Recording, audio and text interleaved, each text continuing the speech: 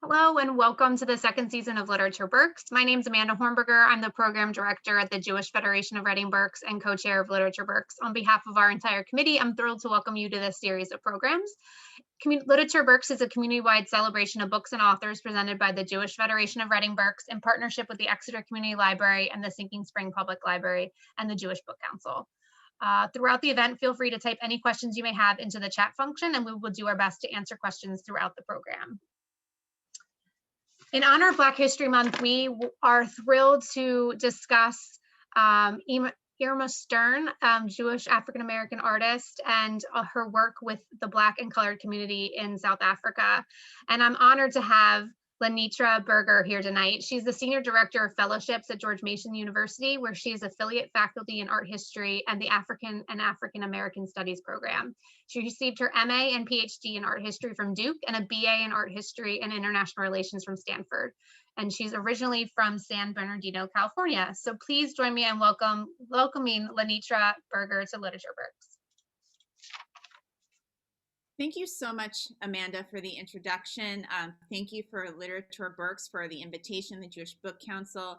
Thank you to Nancy for all the work that you've done to put this program together. I'm really excited to be here tonight to talk to you about my book project and give you a sense of the book and why I wrote it, and to have a conversation with Amanda about some of the issues that the book brings up. As Amanda mentioned, my book is called Irma Stern and the Racial Paradox of South African Modern Art, Audacities of Color. This is it here. And there's a link in the chat if you're interested in buying the book. Yay, you got it. And there's a discount code that I've put in for you all. And I also mentioned to Amanda that I'm going to send her some signed plates. So if you buy the book and ask her for a plate, that's kind of replacing the autographs since I can't be there in person. But I'm really excited to talk with you today about Irma Stern. I've been working on this book in some way, shape, or form for the last 22 years. So if this book were a person, it could vote. It would be fully grown and adult and hopefully have its own apartment. But I feel like this has been a lifelong project for me, is studying this artist. And when I tell you more about her, you'll see how I was able to study her without getting completely frustrated and bored with her. So the first thing I like to do when I start off these readings is do a book reading. And I'm not going to spoil the very beginning of the book for you because it begins in a very dramatic way with an art heist, a dramatic art heist of Irma Stern's work from a museum in Pretoria. And the circumstances of this heist are completely unexpected. And I don't want to spoil that for you. So what I'm going to do is I'm going to read you a section of the introduction that really lays out some of the big questions about Irma Stern and why I wrote this book, and in particular, some questions that I think are really important for the Jewish community to consider. Okay, so here I'll start. Most people outside of South Africa, including art historians, have never heard of Irma Stern. Within South Africa, Stern is one of the country's most famous modern artists. There is, however, a sharp racial divide over her work. During her lifetime, the predominantly white press and arts communities in South Africa and abroad praised Stern for her willingness to travel internationally and paint people of different cultures and races. She traveled extensively around South Africa and painted stunning images of Black, colored or mixed race, Jewish, Asian, and white South Africans, as well as the country's unique flora and landscapes. But despite her international outlook and her exposure to South Africa's racial diversity, Stern held deeply racist views and supported segregation through apartheid, the Afrikaans term for separateness that became the government policy of legal racial discrimination and state-sponsored violence. Stern's life and work are characterized by this racial paradox, and this tension between her art and her personal views is the subject of this book. As Sir William Clark once noted in the Cape Times newspaper, Stern and other South African artists' embrace of race, or the quote-unquote close affinity with the primitive, both defined modern art in South Africa and illustrated the country's embrace of racial segregation and the form of white supremacy known as apartheid. Stern established herself as a modern artist who sought out Black and colored people as subjects for her work. But even as she used brilliant colors, expressive lines, and her own artistic genius to paint the African continent's beauty, her reactions to the political and social forces that resulted in colonialism and apartheid fell short. As a result, Stern is both celebrated and criticized by her South African compatriots. Thinking about Stern's insider and outsider status throughout her life also offers a conceptual framework for understanding the artistic exchanges between the African and Jewish diasporas.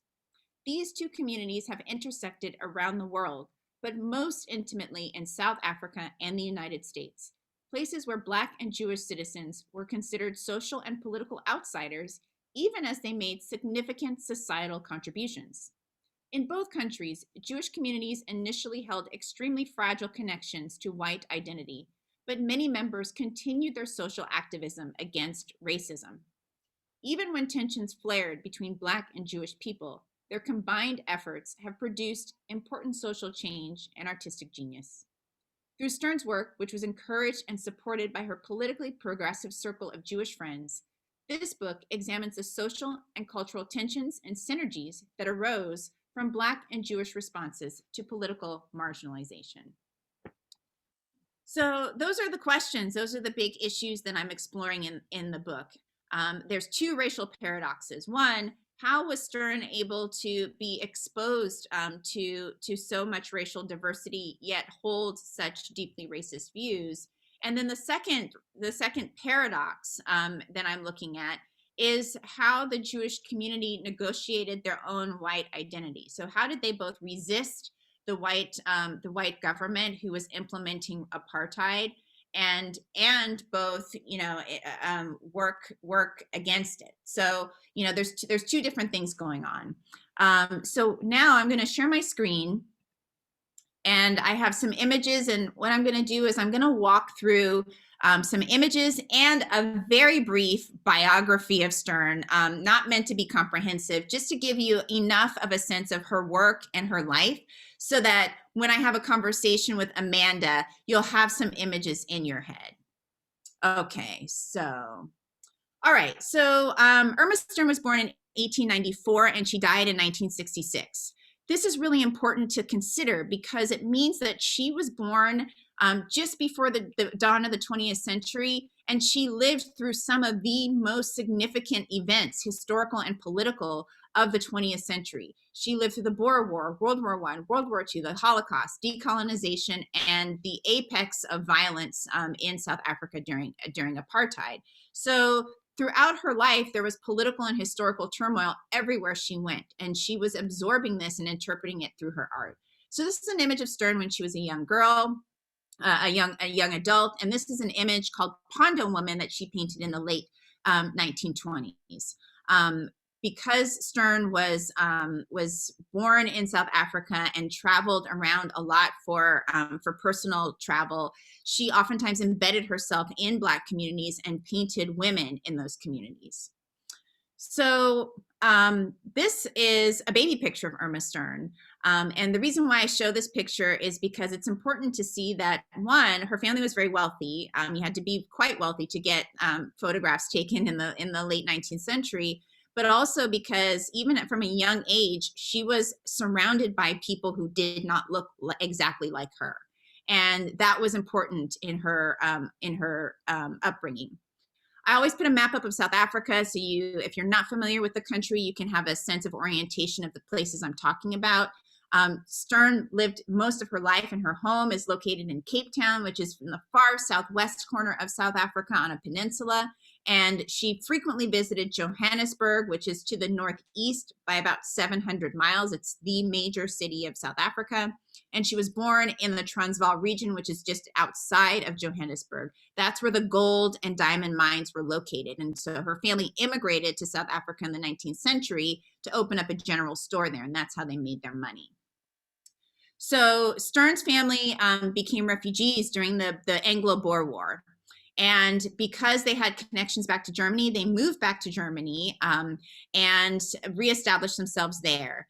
And they lived in Charlottenburg, the very fancy neighborhood of Berlin. And Stern went to the theater, she read books, she went to the opera. She had a very, very opulent lifestyle for a young South African girl in Berlin.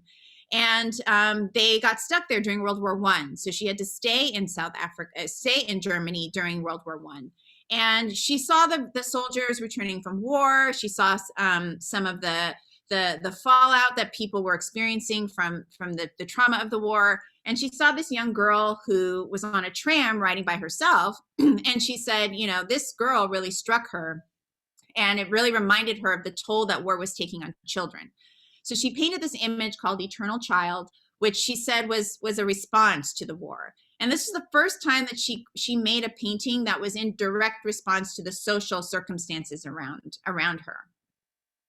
That was important because a very famous artist came into contact with Stern and saw that painting.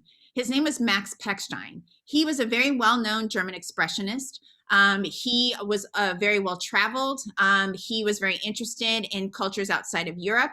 And he was very well connected to the gallery scene in Berlin.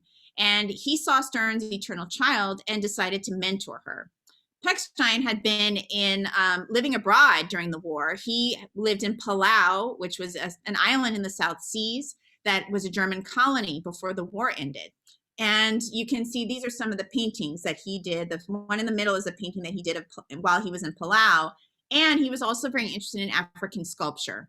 And that's the image you see on my right there. This is important because many of the German expressionists at the time were interested in African sculpture and the idea of African culture, but they had never actually been to Africa. So Stern's appeal was that she was actually born in Africa. She had grown up around other Africans, and he was very curious about her because of her background. Pechstein had a gallery dealer named Wolfgang Gerlit, who owned a famous gallery and had actually financed his trip to Palau. And so he introduced Stern to Gerlit, and Gerlit actually commissioned Stern to do a series of lithographs based on her memories and recollections of her South African childhood. So on my left, you see a drawing, the cover page from that. It's called Dumela Morena, which is a Swazi greeting. And to pair that, I have an image of 3 Swazi women that Stern did during one of her trips out to Swaziland. And if you don't know, Swaziland is actually it's an enclave within the country of South Africa. So there's a big disconnect between what Stern was trying to give to her European audience about Africa, which was very general, very broad impressions of Africa, versus the work that she was actually doing when she was a young person traveling around South Africa, where there's much more detail and specificity of actual people. So Stern decided in 1920 that it was time to move back to Cape Town. And by then, she had decided that she wanted to set up her own business in South Africa. So she moved back, and she immediately reconnected with the Jewish community there. And the Jewish community in Cape Town was small, but it was very tight-knit. And she met 2 women in particular who you see on the screen, Rosa van Helderen, who's in the portrait that Stern did on my left, and Hilda Pravitsky, who is the woman you see in the image on my right. These are both Stern portraits of these 2 women. They were also fascinating women who I talk about in the book because they did so many things. They were educators, they were activists, they were feminists, they were lesbian life partners. So they lived together their entire lives, and they ran a school for mixed race girls where they taught, scandalous feminist ideas. And they became friends with Irma Stern. The thing that's really important to note about this friendship, though, is that both Rosa and Hilda were art critics for the local newspaper. So they helped Irma Stern establish her business by writing essays and articles about her exhibitions. And Hilda in particular raised some very important questions at the time for Jewish people in the community and Jewish artists to consider. her big question was, what does Jewish art look like in South Africa? Is it art that is painted by Jewish people that represents Jewish subject matter, like members of the community, life cycle events, etc.? Or is it art that looks at the concept of tikkun olam, or that it's looking at social justice issues? Is that really the direction that modern Jewish art in South Africa should be going in? And so she posed this question, and she and Rosa van Helderen continue to pose it, and they continue to debate this question. The community debated this question, and Irma Stern was in the middle of all of this debate. Both Rosa and Hilda were arguing that Stern's work, the type of work that she was painting of Black women in particular, represented the direction that modern art should be going in. When Stern was establishing her business in the early 20s, Black people were not represented on canvas. They were not painted. And that was part of a very concerted effort on behalf of the predominantly male, predominantly white, predominantly Christian, English and Dutch-speaking communities to create art that eliminated the presence of people in it. And that was part of a political strategy of demonstrating that the land was there for white people to take. So if there were no Black people there in the first place, they could argue that, yes, this was our land and we deserve to claim it. And so Stern coming in and painting Black women in particular really thumbed her nose at this white male establishment. And as a result, she was ridiculed, she was criticized, and it was the Jewish community who really told her, yes, this is the direction you should be going in. So Stern had another friend named Richard Feldman, who lived in Johannesburg, and he was a very prominent member of the Johannesburg Jewish community. He was a social activist. He was also an art critic. He was a writer. And it was the three of them who really shaped who Irma Stern was and were the most critical of some of her more racist views that she expressed later in life. Richard, because he lived in Johannesburg, was very connected to the mining culture. And the mining culture was based on exploitation of labor. And the conditions were very dangerous for Black people. They were dying every day in the mines. And he deplored the idea that people were getting rich off of the backs of Black labor. And so he wrote in Yiddish often. And so he actually wrote a book about the mining culture called Schwarz und Weiß that he wrote in Yiddish. And he used one of Stern's paintings as the cover image that you see here. And so Feldman and his wife Frida were lifelong friends of Stern. There's actually a really great book that came out last year by Sandra Klopper that contains all of their correspondence, and you can see how deep their friendship was and how long it was. And he was very instrumental in shaping who Stern was. So all of this conversation, the Jewish community having purchased Stern's work, having supported her, having pushed for public museums to buy Stern's work, made her one of the most famous South African artists. She went from being a pariah and not really well recognized to suddenly the apartheid regime looked at her work and said, you know what? If we support someone like Irma Stern, then the international community will see this woman artist who's painting all kinds of diverse types of African people. This will help us to show that apartheid isn't really as bad as people think it is.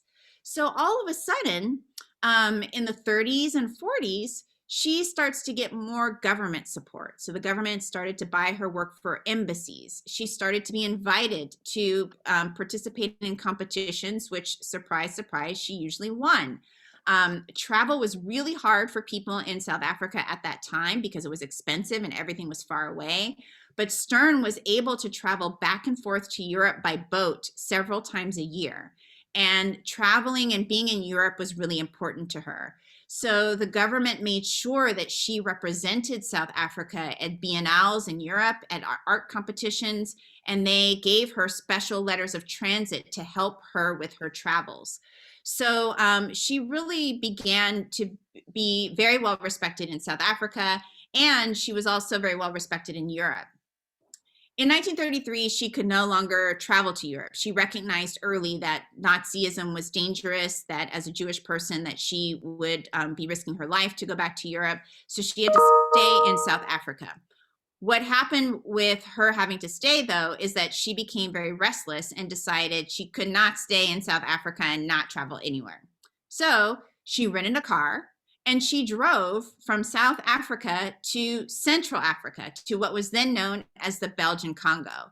So imagine a woman in the 1940s who's running her own business, is very wealthy, independent, getting in a car and driving from South Africa to the Belgian Congo. It was just unheard of for an artist, for a woman artist in particular, to be doing these kinds of things.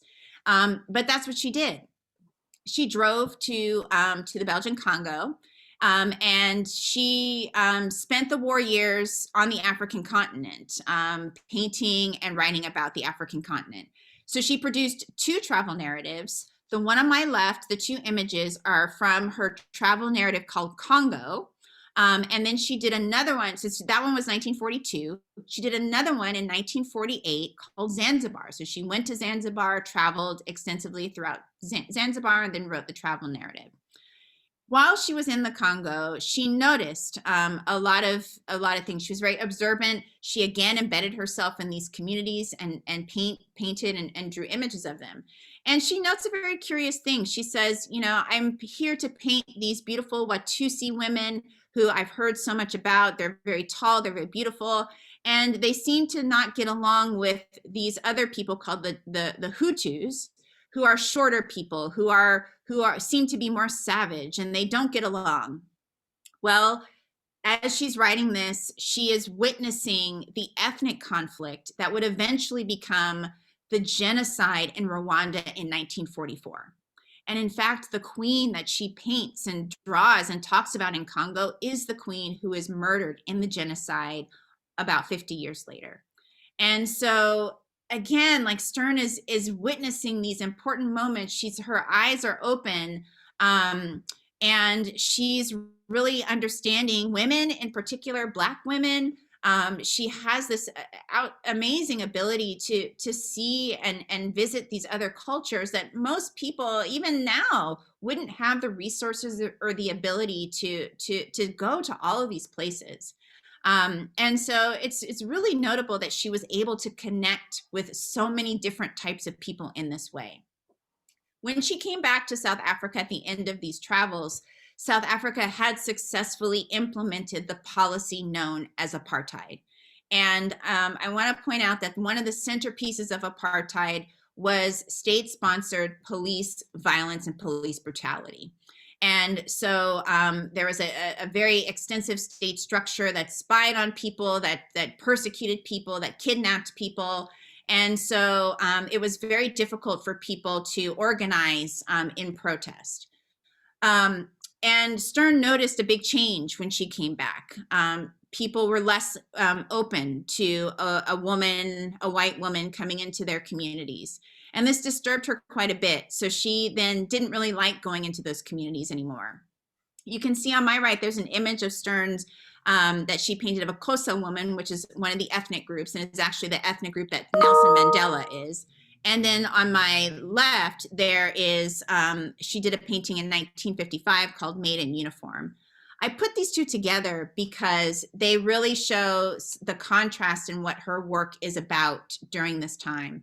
Because apartheid was so thorough in oppressing Black people, one of the ways that it did that was through racial segregation. And that really made it hard for Stern to move around South Africa.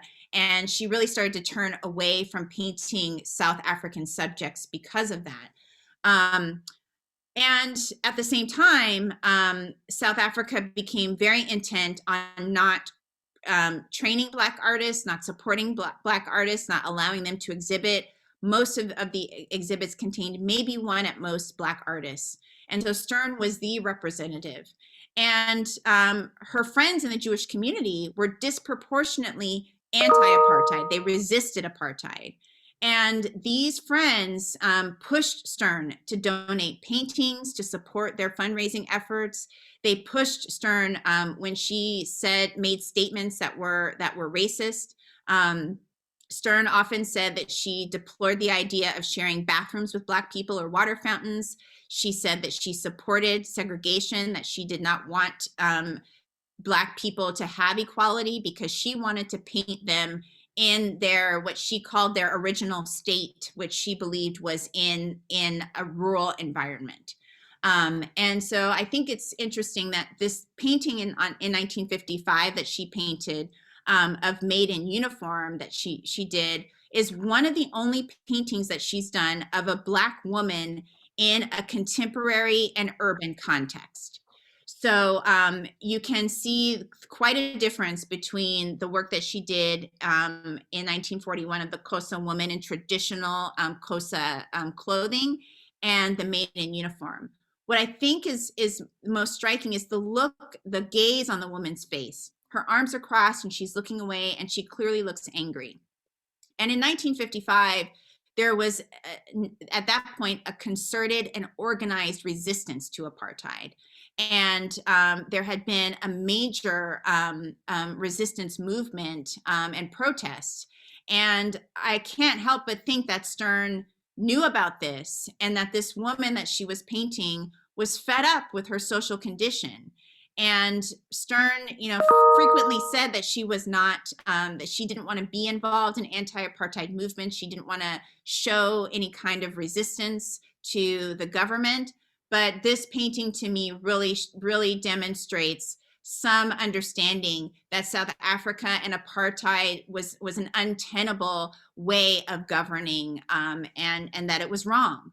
So, I'm left with this real struggle with what to do with Irma Stern and how to think about her, because on the one hand, she, unlike many other artists of her time, painted so many Black women in so many different ways and facets. And unlike most South Africans who really were in very segregated conditions, she had more contact with people of different races. So how is it that she still, after spending so much time with these people, could still feel that they're not equal?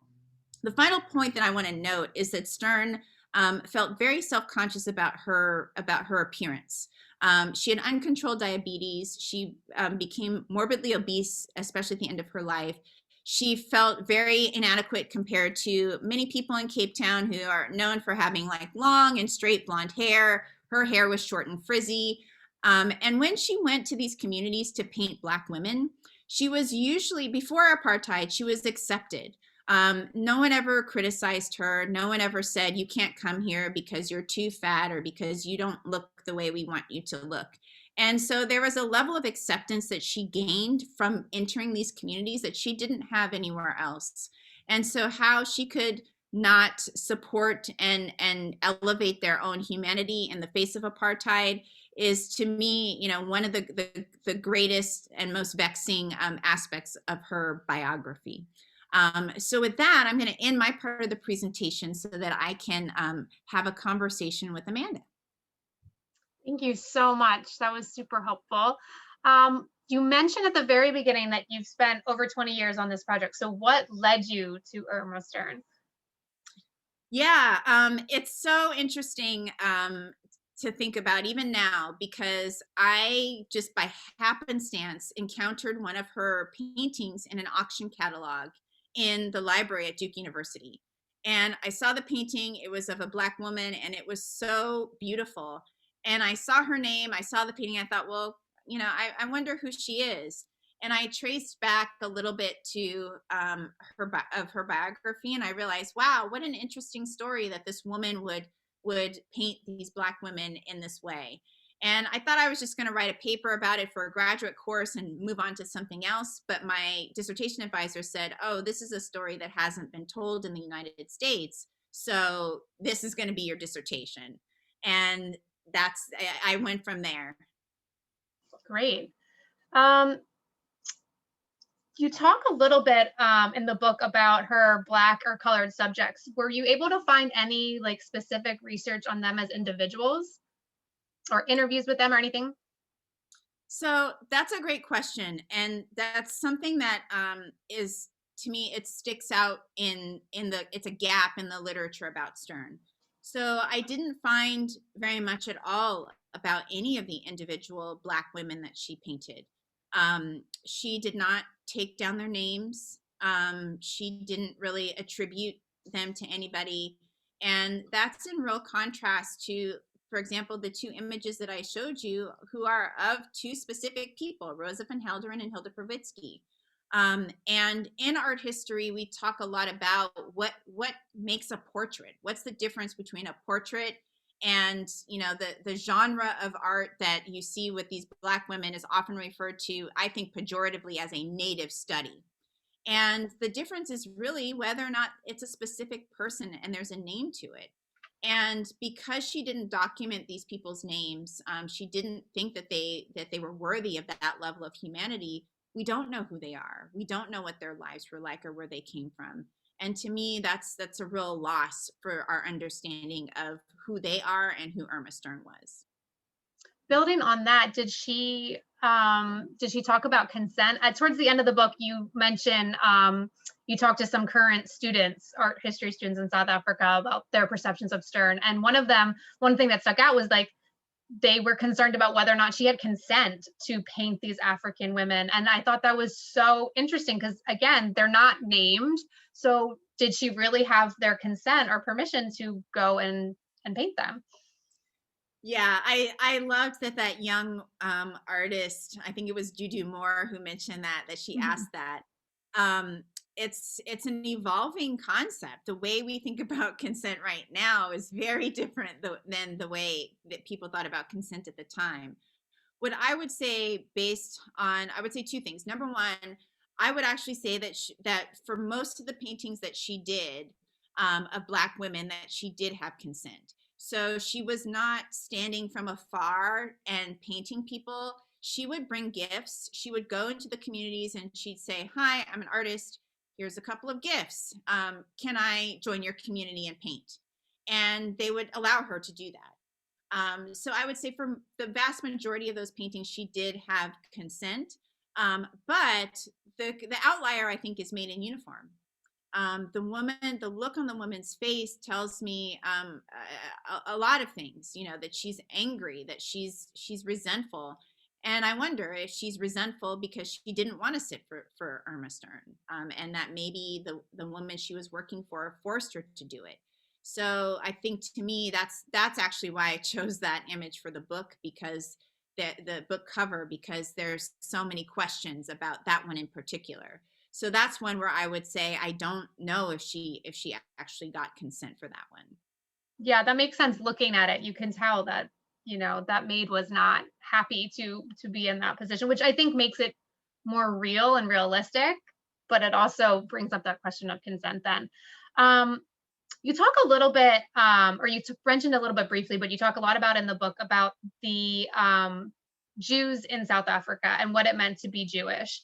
And you say, quote, although Jews benefited from white privilege in South Africa, other white South Africans viewed them with suspicion. Can you explain a little bit for folks who maybe aren't as familiar with South African history? Really, where did Jews fall within especially during apartheid, when there was very strict stratas of color? Yeah, was fascinating for me to learn about and to, you know, really embed myself in the Jewish community in South Africa when I was doing my research there in 2004. So, you know, the Jewish community has such a rich and layered history that is connected to migration and persecution. Jews were immigrating to South Africa from Britain. They came with other British people for commercial reasons. That was mostly in the 19th century. German Jews immigrated in the 19th century, as Stern's family did, to set up businesses connected to the mining. And then in the 20th century, there was a much bigger migration of Jews from Eastern Europe who were fleeing pogroms from Russia, from Lithuania, and other places, who also migrated to South Africa. And so those communities all came together. They were concentrated in bigger cities like Cape Town, Johannesburg, and Durban on the East Coast. But they were as diverse as any community you can imagine. They had different levels of observancy, and some were Yiddish speaking, others were German speaking, others were just English speaking. For a long time, they just kind of coexisted in their own communities in these big cities. But as the Afrikaners, those were the Dutch descendant people, felt increasingly oppressed by the British. So an interesting thought is that when they talk about the race problem, they're actually not talking about black and white, because from their perspective, they've solved the black problem. They've oppressed black people. They're talking about the conflict between the British and the Afrikaners. There was a tremendous resentment between those two groups. And so the Afrikaners were trying to establish political dominance in South Africa. And they were very closely aligned with Germany. In trying to establish their dominance in South Africa, they actually sent members of their brain trust to Nazi Germany to study Nazism and bring aspects of Nazism back to South Africa in how they were going to form their Afrikaner dominated government. So the Afrikaner regime was extremely anti-Semitic. There were Jewish refugees who escaped Europe on boats and came to a Cape Town port, and they were turned away. So the Jewish community was terrified of another pogrom happening in South Africa at the hands of the Afrikaners. The thing that happened was that as Afrikaners looked at the white population, at its peak, whites were 4 to 5% of the total population in South Africa. And they realized that in order to maintain white supremacy, that they needed to develop a whitening process for the Jewish community. And so they gradually began to accept Jewish people into the category of white in order to broaden their definitions of whiteness. The community's response was difficult. They understood that this was happening. They felt that it violated all of their values, but at the same time, the memory of their own persecution and violence that their families had escaped was very palpable, and they didn't want to bring violence onto their own community. So there is a lot of discussion throughout the 20th century within the South African Jewish community about what was the community's response going to be to apartheid. Jewish South Africans were disproportionately represented in all of the anti-apartheid movements. But as a formal group, the Jewish Board of Deputies had a stance of non-involvement. So they said, as a community, we are not taking a stance on apartheid. However, we are not going to regulate the behaviors of individuals. So things were very complicated for the community as they were trying to negotiate both their white identity and also maintain their Jewish identity, and also really, honor some aspects of their Jewish identity. So you had Jewish people who were out on the front lines, really being assassinated by the apartheid regime. And then you had Jewish people who accepted their whiteness and did nothing. They enjoyed the benefits of being white in apartheid era South Africa. So to me, this was really why I chose to focus on this part in my book, because it's such an interesting story that really hasn't been told in this way. And Irma Stern has such a unique role in the Jewish community. Yeah, absolutely. You answered it in part, but we had a question comment kind of come in from Paul. He says, your discussion of Stern's support of apartheid resonates with an experience that I had when I was 11, so 1963. My mother's second cousin brought his family for a visit from Johannesburg. His father had moved to South Africa from Ukraine when my grandparents came to the United States. At our Seder table, I heard him say, thank God for apartheid, because if the Boers didn't have the blacks to oppress, they'd come after us. Do you think that this type of thought played any part in Stern's attitudes, which you kind of went into? For sure. Yeah. Wow. I love that question and that memory. That sounds so familiar to my research. I think that, Stern, um, even though she was very much connected in the Jewish community, she was not religiously observant, and she was kind of a free agent. She was really a shameless self promoter. And she had a really difficult choice in her life, either be the world's most famous artist in South Africa and be the most famous woman artist, and look past a lot of what was going on and what was happening to take that support, or take a traditional woman's role in South African society. I didn't mention too much about her background, but she did marry briefly, and that was just basically to get out of her house. And then she got divorced. She didn't have children, and so she didn't have a family per se that she could go to. So for her, her art was everything to her. And she made that choice to look past all of those issues in order to achieve the fame and the travel and the recognition and the financial gains as a result. You talk about some of the choices she had to make, and in 1933, she realizes Hitler comes to power in Germany. She's not welcome in Germany anymore. The Nazis actually ban her work. Can you talk a little bit of how that impacted? Because it's a little bit, that part was surprising to me, that impact. Yes. So Stern, because she was connected to Max Pechstein and because she had been represented by the Fritz Gerlich Gallery, her work was known in Berlin and in Europe as modern. And so when Hitler came to power, and I'm sure a lot of you know how much he hated modern art, but wanted to use it for his own purposes. He purged artists like Pechstein and Gerlit. It's still completely unclear how he got how he was pressed to sell his work, but Gerlit was persecuted. And he likely gave up some of Stern's work to the Nazis. And there's a record of her work that was either sold or and destroyed. Some of it was destroyed, and some of it was actually exhibited in the degenerate art exhibition that the Nazis put on.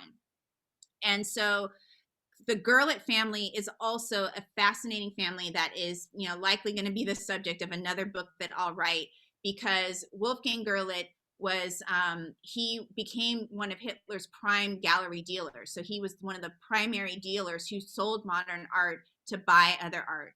And miraculously and interestingly, Gerlit survived the war and ended up reopening his gallery practice in Linz, Austria, which was Hitler's birthplace.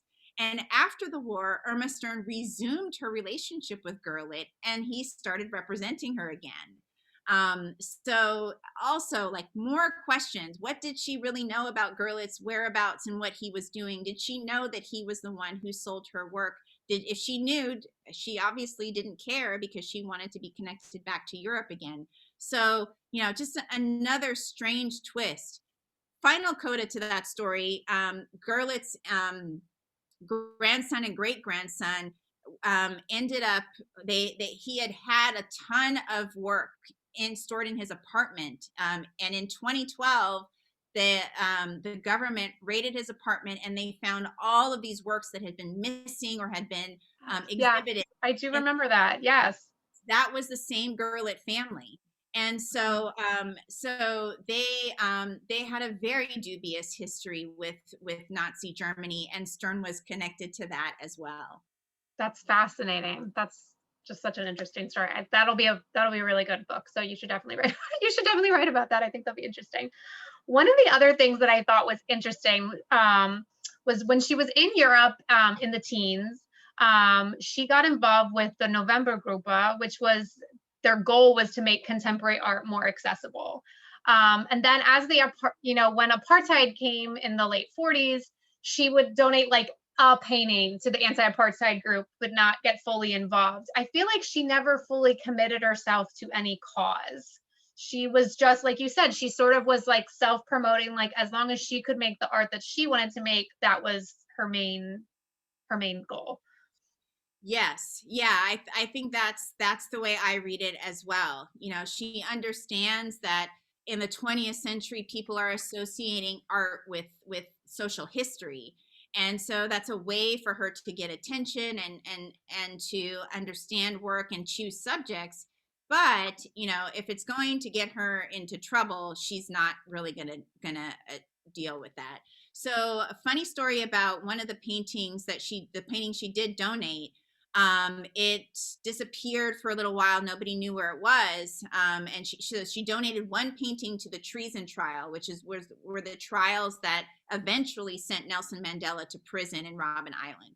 And the painting had been its whereabouts were unknown for a really long time. It turned out that it was in a family home in London, and the family didn't realize that it was an Irma Stern painting, and it was basically on their refrigerator wall being used as like a bulletin board. And so that painting was discovered like 3 years ago or so, and has been, cleaned up and put back into circulation. So um, her work is all over the place, and that was a painting that when I started this research, everybody said, like, where is that painting? And turned out, it was in this family's house. If you don't mind, Amanda, I see a Sure. question here from Leslie that Sure. says, have you visited Irma Stern's home, and are you familiar with the writings of Neville Dubois? Yes and yes. So I did my field work at the Irma Stern Museum in Cape Town. So I moved to Cape Town in 2004. I lived down the street from the Irma Stern Museum, and every day I would go to the Irma Stern Museum to do my research, and I would sit at her dining room table and look through her papers.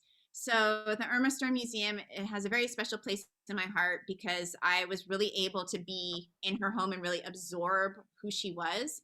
But also the staff there, the director, Christopher Peter, they welcomed me. They let me ask tough questions. They were very supportive of the work that I was doing. And so, yes, I really highly recommend visiting the Irma Stern Museum if you ever go to Cape Town. And of course, yes, I'm also familiar with Neville Dubois because he was a South African Jewish art critic, a friend of Irma Stern's, a supporter of her work. He was the first director of the Irma Stern Museum when it became a museum in Cape Town in 1971. And he's known for a lot of the earliest really substantial writings on Stern. Speaking of the Stern House, you conclude your book with this discussion as to, the historical memory and what Stern's place is. And it's called "If Rhodes Must Fall, Must Stern Fall." And I think what you end with is a really good point with, that it's important to showcase her work, but maybe at the museum there needs to be a little bit more of an explanation about her role in apartheid or her role in doing other things. Do you want to talk more about that? I would love to, because I'm so excited to have new news about that Oh, since the good. book since I finished the book. So these are pictures of the Irma Stern Museum on my right.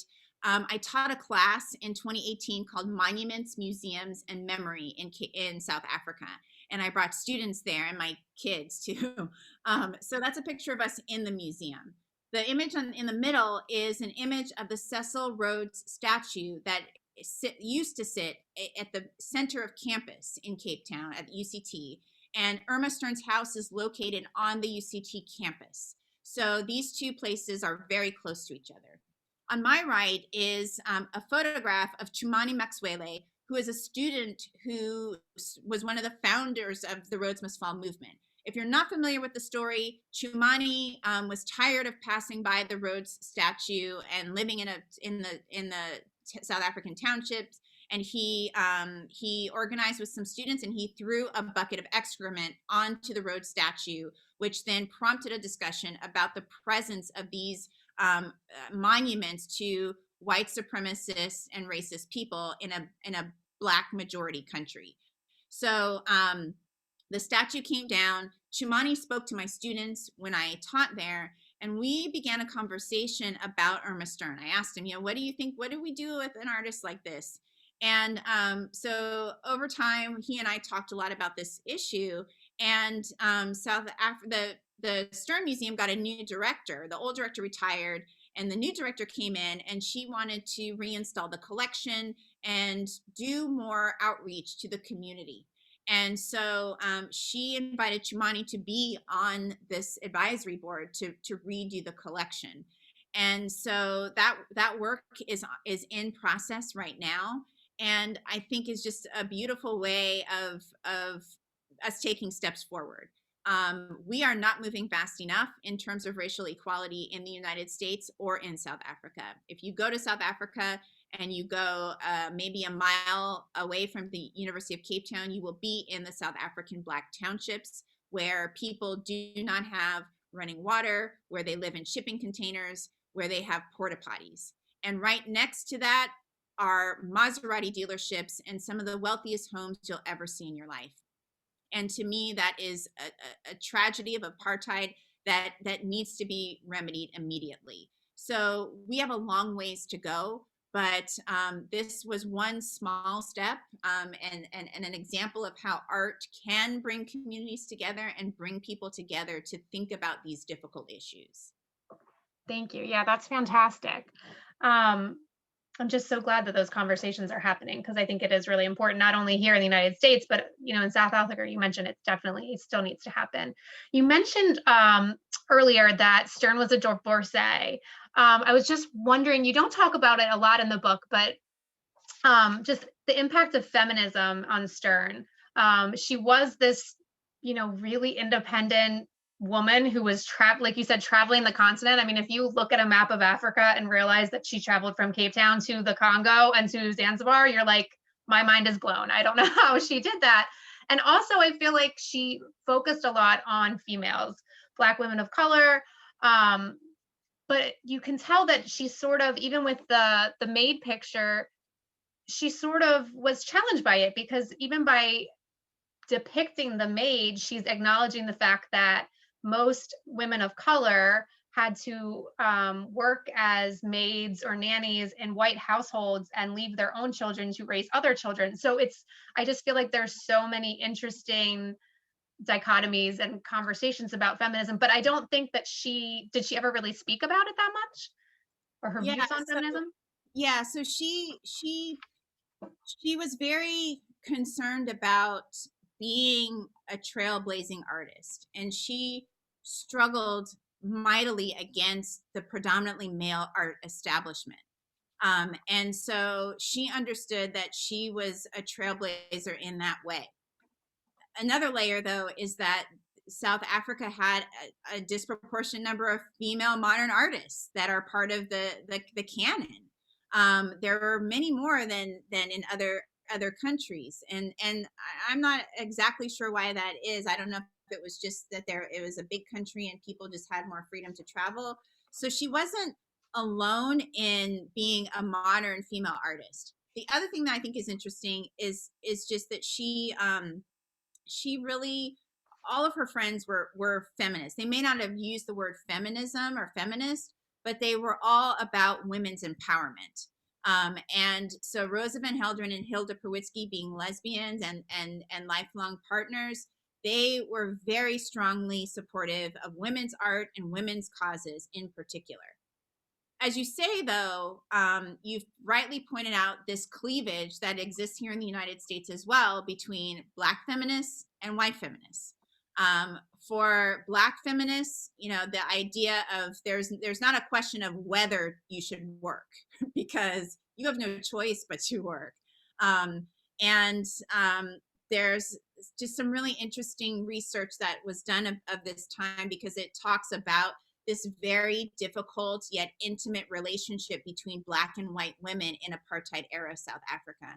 In order for white women in South Africa to have the freedoms that they had, to be able to entertain, to be able to go to museums and sit on boards and have tea, they needed Black women to watch their children and to clean their houses. And it was very difficult for them to recognize that dichotomy at the time, that like they saw that as the only path to their own liberation. And so white women were, using the backs of Black women for their own liberation. And, like you said, like you can see that in Stern's painting, that there's a lot of resentment and anger.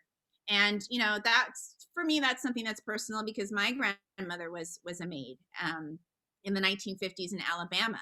And she also was a single woman who supported her family as a maid. And that was the only work available to Black women at the time. And so, you know, the domestic servitude is a really complex way of trying to understand these two different feminisms that really diverge very quickly, but they're in such close proximity to one another. Yeah, definitely. Tack, I see that you have your hand raised. Do you want to unmute yourself and ask a question?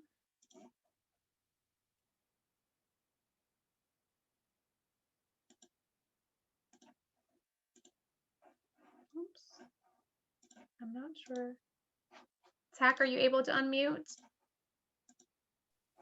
If not, I'm sorry. No, that was mistake. oh, okay. I'm sorry. Not a problem, not a problem. I do have another question here from Nancy. Are there other South African artists that you would recommend us to seek out? Yes. So I will recommend Gerard Sokoto. I'm going to recommend some Black artists to you because they have been understudied, under-supported, under-researched. So Gerard Sokoto is kind of a contemporary of Stearns. He's a little bit younger than her. Probably one of the most well-known Black South African artists. So he painted images of the townships as they were evolving during apartheid. So whereas Stern was not at all interested in urban life, he really painted urban life. But because he was painting urban life, he was in trouble with the government, and he went into exile in Paris in the 30s and 40s, and he died in Paris in exile. So his work is beautiful, but he's not as well known. And then at the end of my book, I interviewed 4 contemporary Black South African artists, so younger Black South African artists. And they are part of a group, a collective called the Artist Proof Studio, and I can write it in the chat for you. That is a collective of young Black South African artists who are taking art classes through the Artist Proof Studio, and they exhibit their work both nationally in South Africa and internationally. Thank you, Amanda. This group is incredibly talented. They are vibrant, they're interesting, and if I can at all, you know, just elevate and support who they are, I like to do that because not only were they helpful to me in terms of telling me about their thoughts on Irma Stern, but they are just really fascinating young people. So I would recommend looking at the Artist Proof Studio, supporting it if you can, and definitely supporting their work. South African art right now is becoming more well-known, and it's very popular. But because the rand is very weak against the dollar, you can actually just buy South African art and really support South African artists at a very reasonable cost to us as Americans. So now would be a good time to buy some of their work and invest in these young artists. That's fantastic. Thank you so much. Hope I have a new. I have a new message that came in. Thank you, Lanitra. A wonderful talk about a very complex woman and amazing artist. There are 2 wonderful Irma Stern paintings coming up for auction in London next month. If anyone's interested, one is called Water Carriers and one from Zanzibar with Arab with a Dagger. And there's a link there if anybody's interested in that. One of the other questions that came through was about what other artists influenced Stern in her work other than Mac Peckstein, Fobbs, Cubist, Post-Impressionist. Did she have other influences?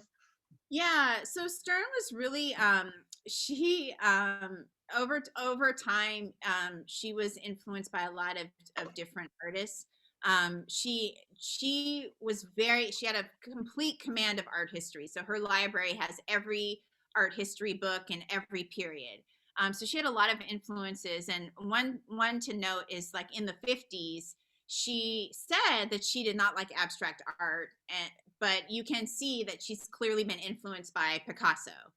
And that could have been that Picasso was starting to become really famous at the time, and she wanted her work to imitate his in that way.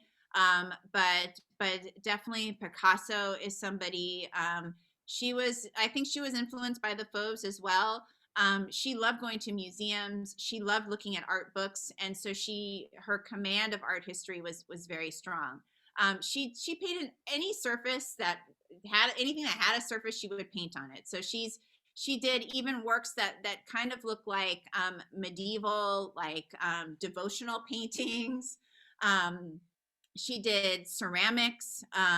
So she was someone who was really absorbing so many different types of movements all the time. And so when you look at her work, you will almost always see somebody else. You'll say, that looks like Matisse. Oh, that looks like Picasso, because she was constantly gaining influences from other artists.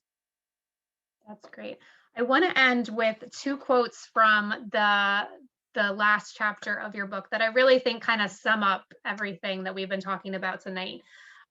You state the racial paradoxes of the South African modern art, that Black and colored women were simultaneously central as artistic subjects, but peripheral as human beings. And I think we talked about that tonight, how, they were used as images. And then you conclude with, at the height of her career, Irma Stern had extraordinary access to power, and through her work and her privilege, she could have done some important consciousness raising. She chose not to do this, but her work indirectly inspired other artists to explore social issues by rendering Blackness in art, which I think is fantastic. Did you have anything else you wanted to end with? Yeah, no, I mean, I think that that's such a beautiful way to end, and I'm glad that you picked out those two quotes. And that also goes with this last slide that I have of Stern's Made in Uniform painting and a photograph of Breonna Taylor. So, as we're thinking about, people's humanity, and, I'm an art historian talking about this in art, but when you take away people's humanity, it matters, and it has real consequences to real people. And that's why I think it's so important that we pay attention to this as art patrons and as citizens, that when we dehumanize people in one form or in one medium, they will be dehumanized in other ways as well. And so, I just, especially as we're in February and it's Black History Month, this is something that I really want people to take away from the book and to think about. Thank you. Absolutely. You can buy a copy of Lanitra's book. I put it in the chat. It's from Bloomsbury. She also graciously gave us a discount code for 35% off. Due to its success, it actually sold out of its first print. So it might take a little while to get to you, but the more people that purchase it, it'll get into paperback sooner and we can all get our hands on it. Thank you so much for joining us. I learned so much by reading your book, and I really appreciate you taking the time to spend with us and sharing. Thank you everyone for participating, and I look forward to seeing you again in the future. Take care. Thank you all for coming. Bye-bye. Bye.